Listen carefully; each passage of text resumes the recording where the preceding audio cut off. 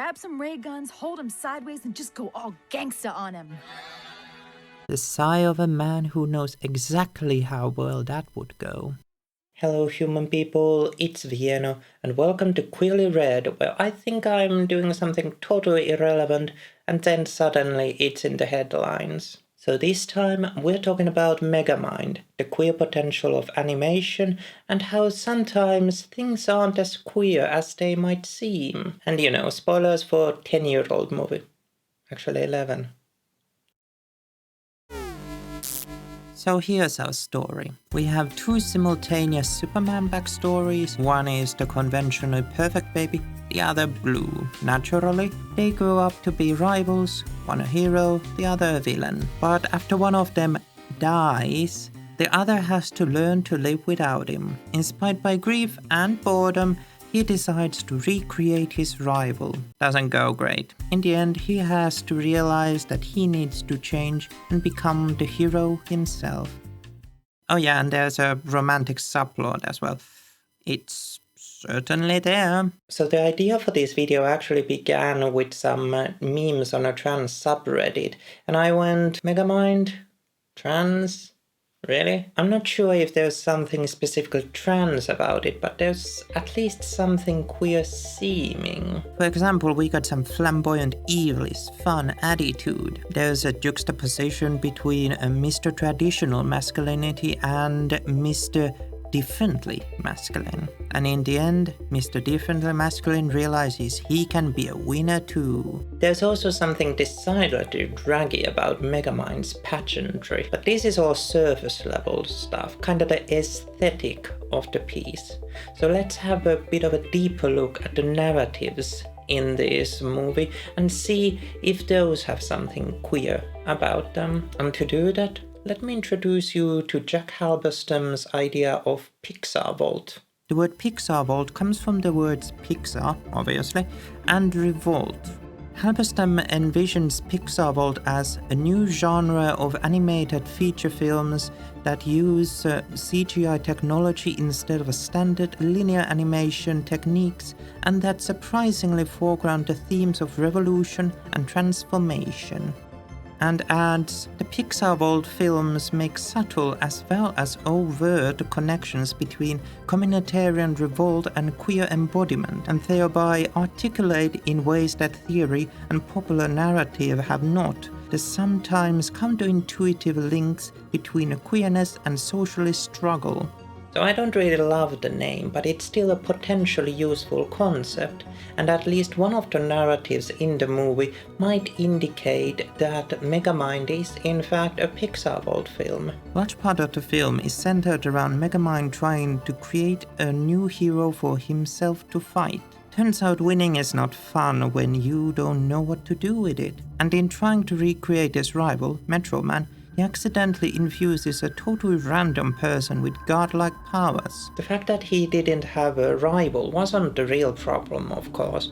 The real problem was that he was trying to recreate the system at all. And as it turns out, Hal, who has now been infused with this godlike power, is a total douche, filled with barely contained hatred of women. You're supposed to be with me! As Hal, now going by Titan, begins a totally new kind of reign of terror, Megamind has to interrogate his own position in this system and realize he doesn't need to be bad.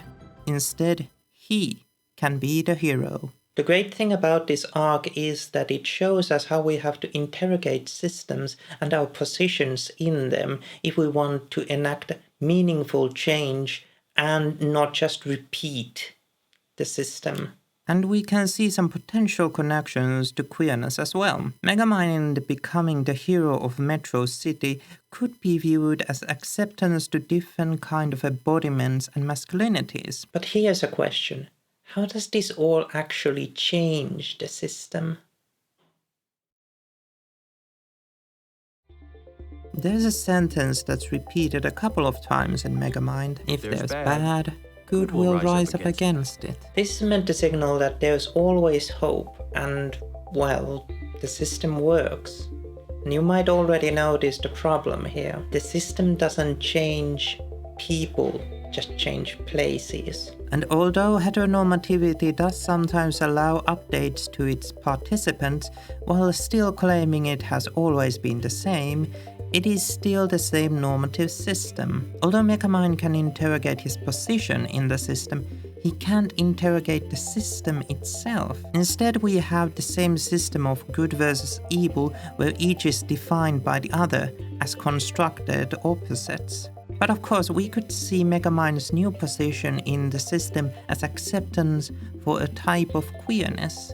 One thing that Megamind says a couple of times during the movie is that the bad guy never gets the girl. To me, this sounds kind of a truism. Bad guys don't get the girl because they're bad guys, but because they don't get the girl, they are bad guys. And it intrinsically connects heterosexual pairing with being good. So if you don't want to or can't do that, you're a bad. There's also a possibility that one day Megamind will retire and his bad guy will become the hero instead. The cycle repeats, the system doesn't change. So is Megamind a Pixar bolt or a queer movie?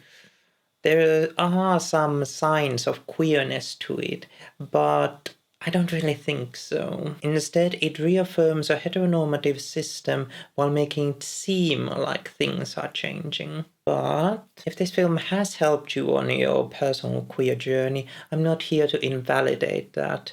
Your personal journey is your own, but we should always remember to interrogate the larger implications of media and narratives around us, and that assimilating and fitting into a system doesn't automatically mean we're changing it. But if you have a movie, show, or other piece of media that you think would make for a good queer reading, leave a comment down below and like and subscribe while you're at it. And for now, I'll see you next time.